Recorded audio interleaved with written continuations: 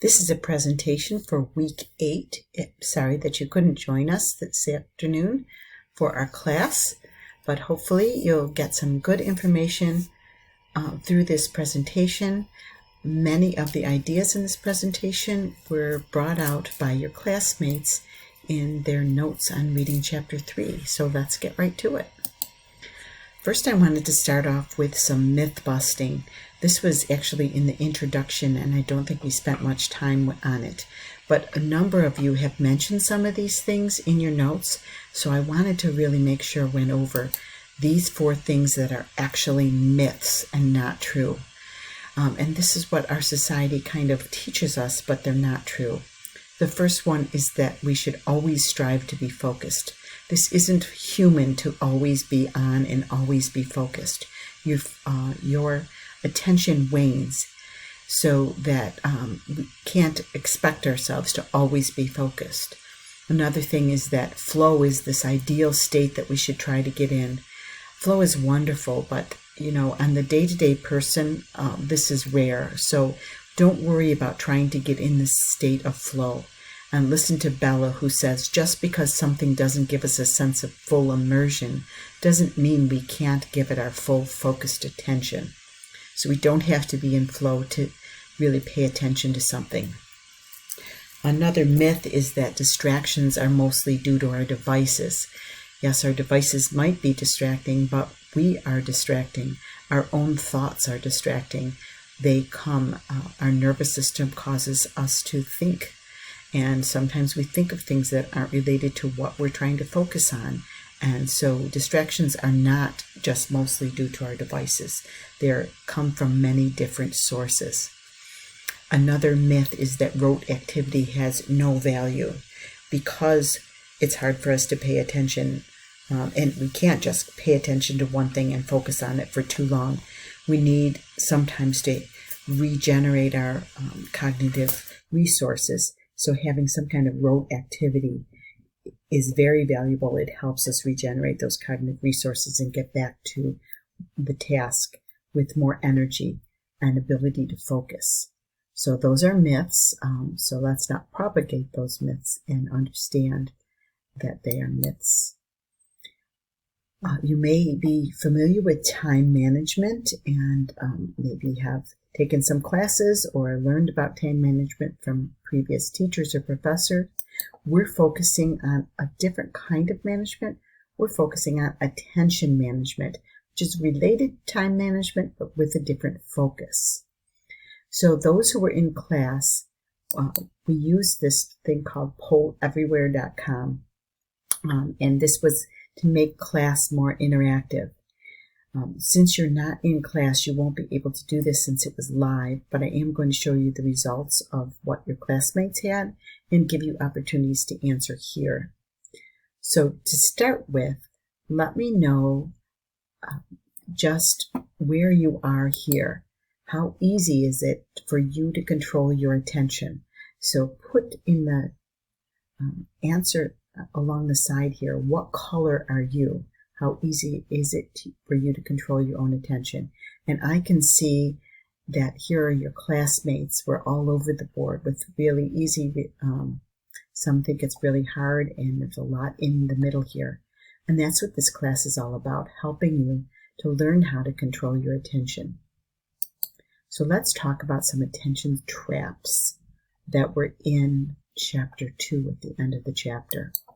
One of them was your mind wandering, attention wandering. And we can get caught up in that trap of letting our attention wander and then losing our focus on what it is that we're supposed to be paying attention to. And a couple of your classmates mentioned these things. Amelia said, "Is my boredom and frustration a product of my own doing, or is it something that I have become accustomed to because of how my daily life functions? In either scenario, how do I even fix this?" So, Amelia, yes, it is a product of your own doing, and we're going to do an exercise in a couple minutes, and you'll learn how you can combat that boredom. It is up to you. You can choose to be bored or not be bored, and there's things you can do, and it has to do with paying attention. and using your creativity.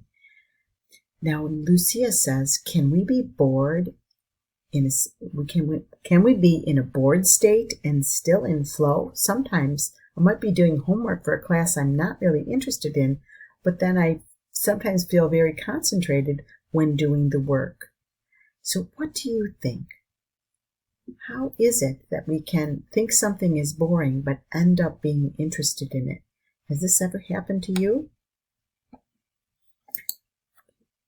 Now here's another question that I asked the student. What are all the ideas that this black dot could be? And then you can vote on the ideas submitted. So when I asked the students this question, when you saw it in class last week, everyone said it's just a black dot and didn't really go beyond that. So that's boring to just say it's a black dot. We could actually go beyond that boredom and we can use our creativity. If I ask children, little children, what is this? Some would say a black dot, but many would go beyond that. So get in touch with your inner child and let's see about some other responses that you could give here. So here's an example of some things that your classmates said. Look at these examples and then I want you to say something unique that wasn't already said. So someone said a black marble. What about the abyss? Or a black hole? Or a portal? How about an eye looking at you? Or a window looking out over the night sky? A thought? A portal? Looks like a flag. Or an infinite hole? How about a zoomed in period? That's creative. A hole in a tree? Interdimensional window, a black pen from the top, a bowling ball, an old painting, black and white photo of the flag of Japan, a porthole, a black bear rolled up in a ball, a chocolate cookie. So what else could you think of that black dot can be? Use your imagination. So you can see that boredom is in the eye of the beholder. At any time, you can use your imagination and get out of being bored. If you're in, let's say you're in a store, you're walking in the mall, you can see little children make up little games so that they're not bored. They try to not step on the crack. You could make up a game. If you're sitting there waiting for something and you're in the waiting room or somewhere where there's a lot of people, an airport, you can make up little games like, I wonder what those people are thinking, or I wonder what they're paying attention to, or, hey, I would wear that, or I wouldn't wear that, or whatever. You can just use your imagination and make up a game about what's in front of you, and you're going to then pay attention to it in a new way. If you're walking, you can say, I'm going to pay attention to things that are green, or I'm going to pay attention to things that are moving, or you can really do a lot of different things by focusing your attention on something that you determine you're going to focus your attention on. And then you'll never be bored.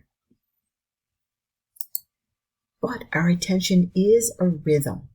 So be aware of your natural rhythm of when your attention is at its peak and when your attention is waning. In our textbook, we show that they did some research and saw that, for those people that they were doing research on in a work environment, that 11 a.m. was a time when many of them peaked and peak for their focus. And then again, maybe around 3 p.m. But about 1 p.m., maybe right after lunch, they had a big dip in their boredom. So you can see that we have these peaks and valleys in our attentional span. So what about you? What is a time of day when you are peaking, when you really have peak focus? And what's a time of day when you are really at the low end of your energy? So we asked your classmates that, and this is what they said. So we're all over the place with early morning, late morning. So 20% was late morning, but we have late afternoon, and we even had some late evening that isn't on the screen. So how do you compare to your classmates? And when it comes to this kind of ebb and flow of our attention, we did have a couple of students mention this. And what Tise was wondering is, I wonder if sustained attention really follows a daily rhythm with peaks and valleys. And is it because of our environments, or is it what we're giving our energy to? So what do you think? And now Kira was wondering, would my rhythm drastically change if I changed my sleeping schedule ever so slightly, or will it stay to what my body is used to? It's a really good question, and this is kind of a little mini research question in action. In a couple of weeks, there were a number of you that had these little mini research question ideas. So in a couple of weeks, I'm going to give you some choices to try some of these things. So you'll get to pick one or more of these ideas and try them out. Because the best way to answer this question is to try it and see if it makes a difference. So another attention trap is rote attention. So maybe your attention is waning and you need to do something to re-energize yourself, and you decide, I'm going to play a game, and that's going to re-energize me. So you go to play your game, but on the game, you're leveling up and you want to just stay with the game, and you get 2 hours free lives without running out of lives, or you get some rewards. Or maybe you get a daily gift and you have to go in every day to get more. And if you miss a day, then you have to start all over. So the games are intentionally trying to keep you there. So even though you might intend to only play the game for 10 minutes, you may get sucked in and you may end up playing for an hour or more. And this is where it's an attention trap. We think we're going to only pay attention for a few minutes, but it really traps us. And we end up spending more time than we intended in that. And what's really, so this has to do with also the big mind and the little mind. And here's a quote: the big mind may have been the more powerful force of literary inspiration, but it needed the little mind to provide a respite. And so that's Maya Angelou, who's a famous writer, that when she was writing, she realized that sometimes she needed to break from writing to go do something else, like a crossword puzzle, and then she could come back to her writing refreshed and be more productive. But Caleb was wondering if there's another analogy. He wasn't sure about this analogy of big mind, little mind. So I'm asking you to use your imagination and see if you can think of an analogy to this. So instead of big mind, little mind, can you think of another analogy? Like big mind is to little mind as blank is to blank. Your classmates thought of a couple of examples, like big mind is to little mind as running is to walking slowly. Or big mind is to little mind as a long sleeve shirt is to a short sleeve shirt. So those are just a couple of examples. Can you think of an example? And this is another one of those activities that if you think of something later, you might be able to share those ideas at another time. Because this is something that you might need to incubate on and think about for more than just a couple of minutes. Another related attention trap is social media.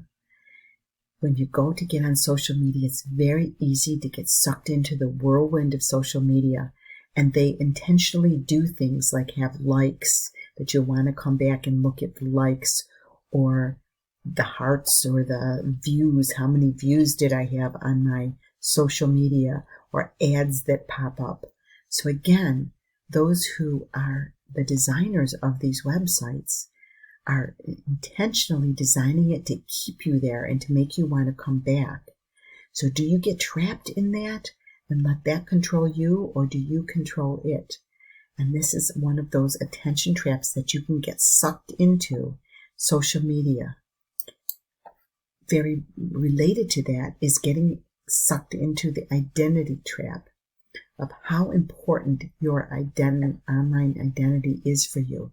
If you're a person that is maybe an influencer or someone who has a big social media presence, maybe that's very important to you and you need to go on. You feel like you need to go on regularly to post and to see how others are responding to your posts. And this is when we get into an identity trap, when we keep going on and wasting some time doing that when we need to finish something else. Another attention trap is this sunk cost fallacy, where I'm thinking, well, I already lost a lot of money on this, so I might as well keep playing. Or this movie's terrible, but I might as well finish it. This whole idea of I'm already in this so much, I've already invested some time, some energy in this, so I might as well finish what I'm doing, even if what you're doing isn't valuable anymore. So to get out of the sunk cost trap is for you to realize, hey, this is not valuable anymore. I'm going to get out of here. So those are some of the different attention traps: attention wandering, rote attention, social media, identity trap, and sunk cost trap. So of all of these traps, what are some ways that you can avoid attention traps and manage your attention while studying? So come up with one or more ideas. Now here are some ideas from your classmates.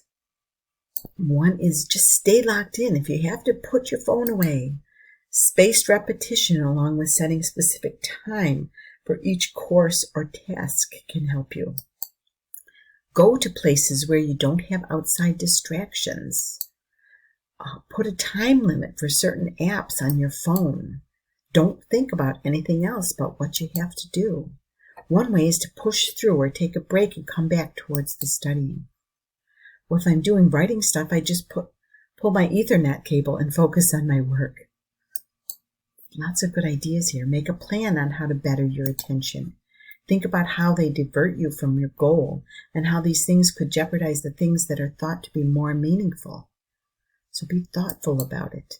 Stowing away technology somewhere it isn't easily accessible. Putting yourself in a distraction-limited environment. Create an agenda. Put a lockdown timer on certain apps so you can't access them for that time. Focus on your goals and what's important. Use Do Not Disturb on your phone or concentration mode. Not have your phone in your workspace. Put your phone in Do Not Disturb. Turn on Do Not Disturb. So many thought of that. Keep your phone in a different room. Shut your phone off. Turn it off. Put it in a different room. So lots of ideas for how you can avoid attention traps and manage your attention while studying. As we mentioned last week, there's two major framing errors that can get us in trouble with these attention traps. And one of them is not realizing the value of the task, if the task is valuable or not, in prioritizing what we're going to do first, second, and third. So Nolan had a great idea of how we can quantify cognitive resources in our attention. And so I thought, wouldn't it be fun to kind of make a Likert scale of some type and then fill in the different words of what would be on this Likert scale. And you could then look at this Likert scale and say, where am I in my attention and what can I do to then manage my attention? So I actually have a website where I got these three from that you could pull those from and edit them. And this is going to be one of those possible activities you can do in a couple weeks, is make one of these. So you could be thinking about it in the back of your head. Like, what would you put at each one of these different parts of the Likert scale? And the other framing error is, how much time will this take? Very often we underestimate how much time we think we're going to take. So it might be an assignment that we're doing, and we might think it's only going to take 10 minutes and it ends up taking 20 or 30. Or it might be how long we're going to spend on one of those rote activities. We think we're going to take a 10-minute break, but it turns into a 1-hour break. So we have to be careful about those two framing errors. So what are these framing errors that might interfere with attention management? Now, when we're trying to avoid attention traps, we can do this intentionally. So if we intentionally do something, like go to a rote activity or take a walk or something like that, and if we're doing this because we need to replenish our low cognitive resources, that's a good thing. But if we take time away from getting something done unintentionally without thinking about it, that's when we can get in trouble, and that's when we get into these traps. There is a website called Pomodoro that I wanted to just call your attention to in case you're interested. In this website, you can set times for yourself. So you can put a task here. So goal-oriented, what is the task that you want to work on? So you can put it there so that it's right in your face. There's a whole tab that says this is the task I'm working on now. And then you can set short breaks and long breaks as well. So I might say I'm going to work on this task. Start. I'm going to work on it for 25 minutes without being distracted. And then I'm going to have either a short break or a long break, and you can set how much these breaks are. So this is a nice website for setting your task, deciding how much time you want to spend on it before you take a little break, and then for a longer break. So this website is called Pomo Focus. So check it out if it's something that will help you. Now, another part of her book had this chart on it to show the difference between things that are rote and when we're bored or frustrated or focused, having to do with high engagement, low engagement, or low challenge and high challenge. Something that's high challenge but you are not interested in, low engagement, it will be frustrating. If you have high engagement and high challenge, that's when we can really get some good focus going. If you have high engagement, but it's not very challenging, that one might be a rote activity that you're doing in order to replenish your energy. If you have low engagement and low challenge, though, that's when you're bored. That's when you need to use your imagination. So Caitlin says that she thinks this chart was a way to show how attention can change over time and what it can change into. And then Ariana had another good idea. She says, I wonder how it would look if I used the attention table to chart down every time my focus changed during the day. As well, if I could identify what I was doing and the source of the distraction. I believe that would be a valuable personal insight, which would help me reflect and learn those important factors about myself. According to what I read in the book, knowing this about myself will ultimately offer me more control over my ability to pay attention and learn. The same principle applies to knowing your learning style as it does for attention. So this is going to be one of the choices that you're going to have in a few weeks to kind of do a little mini experiment about your attention. Now let's check your understanding of what kind of attention you'll be using to try these different things. So what about playing a video game? Would you put that in rote, focused, bored, or frustrated?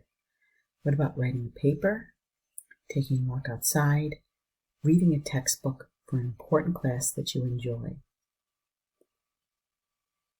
Now, there's many more questions that your classmates had that were good questions that we could talk about, but we ran out of time in class. So we might use these questions again in the future. Have a good week. I hope you're feeling better, and I hope I get to see you next week.